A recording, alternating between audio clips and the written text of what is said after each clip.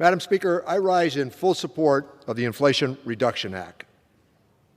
I look forward, as I have in the past, to this moment, reciting the wisdom that is often referenced by me because the words come from another son of Massachusetts, Mr. Webster.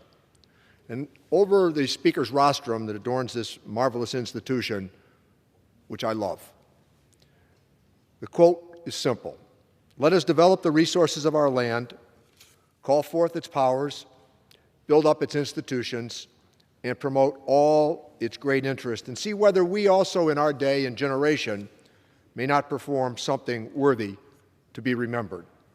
The Inflation Reduction Act is something worthy of being remembered. This is substantive and transformative legislation, a reminder to all that in legislative life and its rhythms, we generally pursue perfection but accept the possible. Part of that is what we are marking at this moment. This is a historic win for family pocketbooks, for Americans' health, and for the future of climate security. And we fund these gains by ensuring that large, profitable companies pay their fair share, just like all members of the American family are asked to do. The Inflation Reduction Act will lower costs for the first time. Medicare will negotiate drug prices, and there will be a cap on what comes out of seniors' pockets for their life-saving prescriptions. No more rationing or foregoing necessary medicines. We are lowering health care costs for millions of lower income, and middle-income Americans by extending the Affordable Care Act's premium tax credit enhancements through 2025. Let me give you a statistic that is compelling. 100% of the children in Massachusetts have health insurance. 97% of the adults in Massachusetts have health insurance, and it polls extraordinarily well in terms of its success ratios because we decided with Labor, business, Democrat, and Republican to make it work, and we did. These enhanced premium credits, first enacted by the American Rescue Plan, have made way for record low uninsured rates that have put hundreds of dollars back into the pockets of low and middle income Americans. This legislation will also make the largest investment in tackling climate change that our nation has ever witnessed, ever. The investments in clean energy, energy efficiency, and clean manufacturing will generate 9 million good-paying jobs. And these historic wins are achieved with sensible and responsible multi-year investments in the IRS. I have been a member of the Ways and Means Committee, Madam Speaker, for 30 years. Let me give our friends an interesting statistic about the American family. We have the highest voluntary compliance rate in the world. 86% of the American people pay their taxes. This idea that we're creating 87,000 armed representatives of the federal government to go out and harass the American people is nonsensical.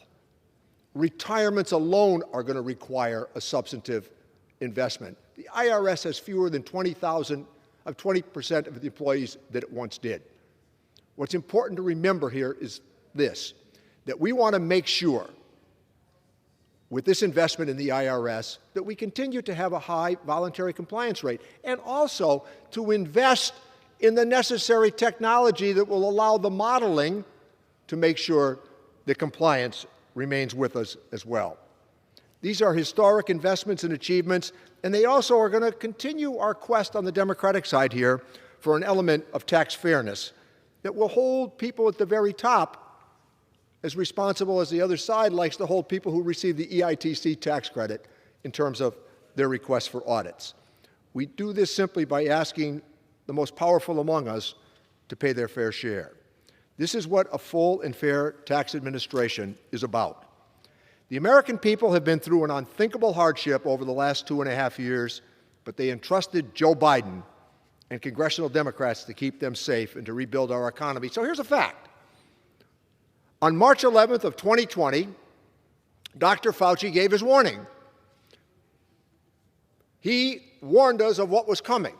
In April of 2020, America had lost 22 million jobs. Here we are 2 years later in the Biden administration. Every job has been returned, and there are 10.6 million jobs that go unanswered right now in the American economy. We've bounced back faster than we imagined. Not only have all these jobs been returned, 51 straight days gasoline prices have fallen. That's an issue about supply and demand, by the way. It's about international events, including the Russian invasion of Ukraine, supply across the world and chains. Those chains that I've just referenced, they have been shored up, and retailers are starting to realistically address some speculation as it relates to price. And Democrats shouldn't be asked to do this alone, but we're being asked to do it today alone.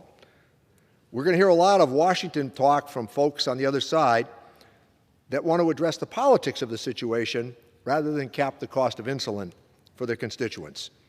They want to protect the pocketbooks of those who would raise prescription drug prices unnecessarily and cut costs for workers and their families, which we intend to do.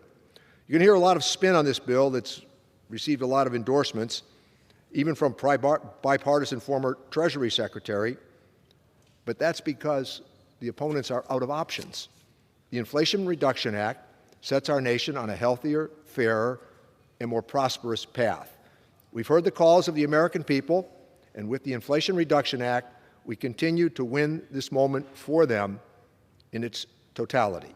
I urge our colleagues to support this legislation, and I reserve the balance of our time.